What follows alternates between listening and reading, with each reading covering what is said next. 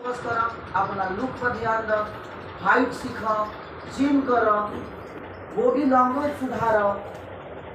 3 महीने में तार करियर ना बर्बाद हो जाए, लेकिन 3 महीना अगर तू दे देव तो तार करियर संवर जाए।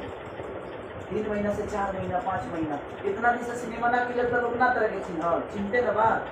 हम कहाँ तो तेजी भी नहीं की, हम कहते तेजी की बात ना हम कई जगह से सुन लेनी। तू कहानी पर काम कर रहा हो, शुरू कर अपने आप के अलग कर। साल भर मेहनत करे डांस तो क्लास।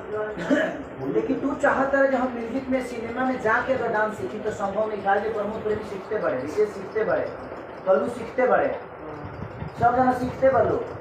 समर सिंह हीरो हुए, झाट 5 लाख के औकात नहीं के 35 लाख से ऊपर कौन सिनेमा के लेना मिलल। अब वो टीवी पर रिमोट पर आ गए लोग। हीरो ओकरा के गए जे हॉल तक जाला, जेकरा खाली 50 रुपये के टिकट कटा के 2.5 घंटा के लाइन लगे तो खड़ा हो गया। आना तो ठीक बा,